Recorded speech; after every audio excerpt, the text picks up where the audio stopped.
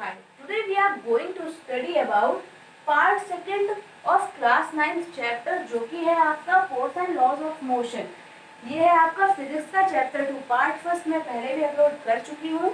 I hope आप सबने देखा होगा और आपको समझ आया होगा। तो मैंने आपको पहले बताया था पहले वीडियो में, पार्ट सेकंड में हम लोग डिस्कस करेंगे about second law of motion and उसका डेरिवेशन।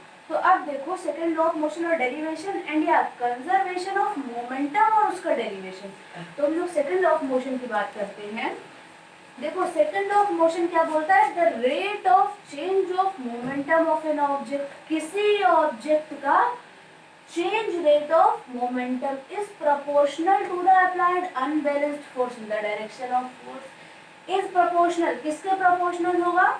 अप्लाइड अनबैलेंस्ड फोर्स, जो अनबैलेंस्ड फोर्स उसमें लगाया जा रहा है in the direction of force.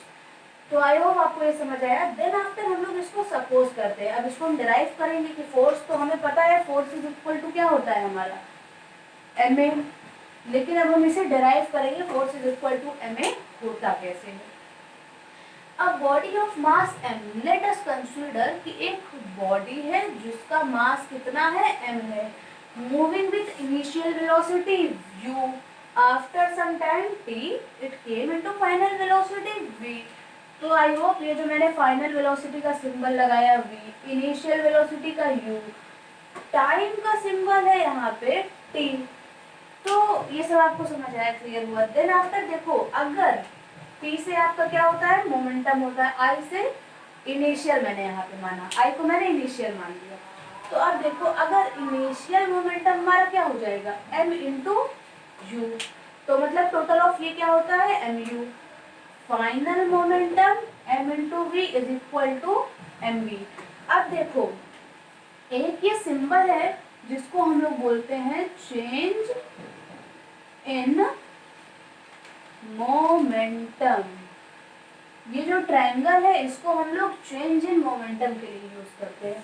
तो अब देखो जो चेंज इन मोमेंटम हो रहा है वो कितना हो रहा है, M V minus M U, ये हो रहा है।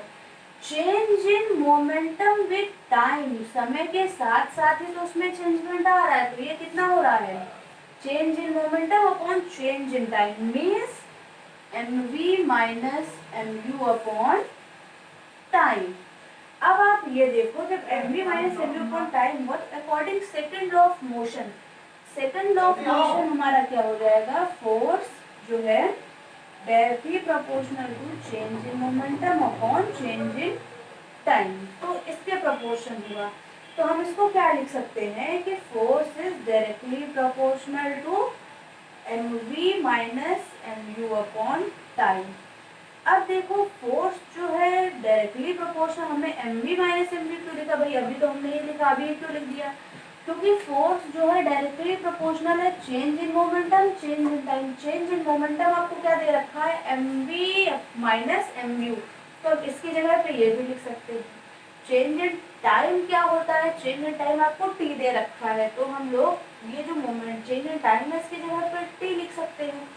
तो अब देखो ये क्या हो गया, अब आपका हो गया force is directly proportional to M V minus M V upon time. अब ये जो प्रोपोर्शनैलिटी का सिंबल है इसको हटाने के लिए हम एक कांस्टेंट के का यूज करेंगे जो कि किसके इक्वल है, 1 के इक्वल है। तो force is equal to K M V minus M U upon time, ठीक। देन आफ्टर फोर्स जो हुआ वो इज इक्वल टू किसके हो गया, के जो है। अब के की वैल्यू 1 है, चलो अच्छा इसको लिए रहते हैं अभी, इसको हम लोग क्या लिख सकते हैं, m, क्योंकि m दोनों साइड है तो m को कॉमन ले लो, अंदर क्या हो जाएगा आपका v minus you upon T. अब देखो v minus you upon T किसका फॉर्मूला होता है, एक्सेलरेशन का, तो हम लोग क्या लिख सकते हैं, f is equal to K M A. अब k जो है वो तो हमारा कांस्टेंट है, तो ये हमारा क्या हो गया, f is equal to M A. यहाँ तक तो आपकी बात हुई सेकेंड लॉ ऑफ मोशन और उसका डेरिवेशन। अब देखो कंजर्वेशन ऑफ मोमेंटम क्या होता है। कंजर्वेशन ऑफ मोमेंटम कहता है momentum can neither be created nor be destroyed. अब और एक चीज और है यहाँ पे, momentum before collision is equal to momentum after collision. अब बोलो भैया momentum before collision after collision कैसे इक्वल होगी। मान लो ये हमारी दो बॉडीज हैं, एक का मास है m1, एक का मास है m2। ये बॉडी ए हो गई, ये बॉडी बी हो गई, जो कि इनिशियल वेलोसिटी से मूव कर रही है। अब ये दोनों बॉडीज इनिशियल वेलोसिटी से मूव कर रही है, u1 और u2। ये हमारी इनिशियल वेलोसिटी है तो इससे मूव कर रही। आफ्टर सम टाइम अगर इसमें कॉलिजन हो गया, मान लो ये दोनों बॉडीज टकरा गई, m1 और m2, body a body B दोनों टकरा गई आपस में, तो क्या होगा कि ये जो है v1 v2 मतलब फाइनल वेलोसिटी, मतलब आपकी एक v1 और v2 से क्या करने लगेगी, मूव करने लगेंगी। तो इसको आप क्या बोल सकते हो, m1 u1 plus m2 u2 is equal to m1 v1 plus m2 v2। इस पूरी बॉडी के लिए हम लोग ऐसा लिख सकते हैं। देन आफ्टर अब आप ये देखो कि जब momentum before collision is equal to momentum after collision, हमें ये प्रूफ करना है, हमें पहली इक्वेशन ये मिली। अब ये बात हो गई। अब ये देखो कि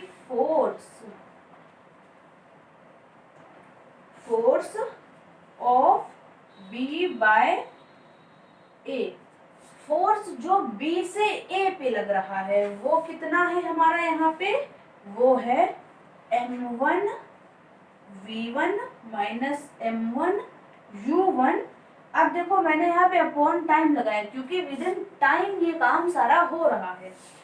अब ये हो गया। अब force of A by B की अगर बात करें तो वो हमारा क्या हो जाएगा, वो हो जाएगा m2 v2 minus m2 u2 upon time, मतलब विद इन टाइम काम हो रहा। अब देखो मैंने यहाँ पे क्या लिखा, b बाय ए, मतलब b से जो फोर्स a पे लग रहा है क्या है, m1 v1 माइनस करो m1 u1 से, तो मिलेगा हमें। तो ये हमें एक इक्वेशन 1 मिल गई, एक इक्वेशन 2 मिल गई।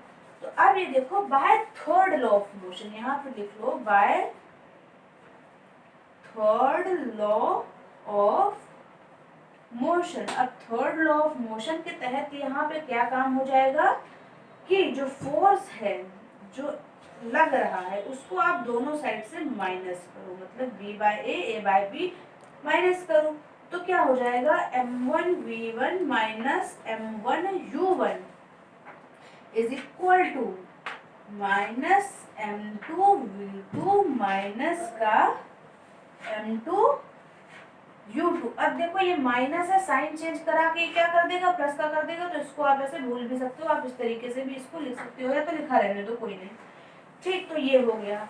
अब हमारा अपॉन टाइम तो चल ही रहा है, देखो टाइम चल रहा है, t से t कटा तो इसकी कहानी तो यहीं पे खत्म हो गई। तो हमारे पास बचा क्या, बचा हमारे पास m1 v1 plus m2 u2 is equal to m1 u1 plus m2 u2। तो अब देखो हमें momentum before collision is equal to after collision मिल गया। अब यहाँ पे जो माइनस था उधर गया तो ये भाई प्लस में चेंज हो गया, तो ये बात समझ आई। अब ये जो देखो प्लस में अगर चेंज हुआ तो ये v का आप एक साइड रख दो और u का एक साइड रख दो, तो ये निकल आया। तो हमें यहाँ पे क्या मिला कि momentum before collision is equal to momentum after collision, मतलब मोमेंटम जो बिफोर कॉलिजन है वो आफ्टर कॉलिजन देखो उतना ही है, कॉलिजन होने के बाद कोई चेंज नहीं आ रहा है। तो ये था आपका पार्ट सेकंड, जो कि मैंने आपको यहाँ कंप्लीट कर दिया। होप सो आप सभी को समझ आया होगा, नहीं आया तो आप मेरे से कमेंट सेक्शन में पूछ सकते हो। एंड तब तक के लिए थैंक यू, कीप लर्निंग।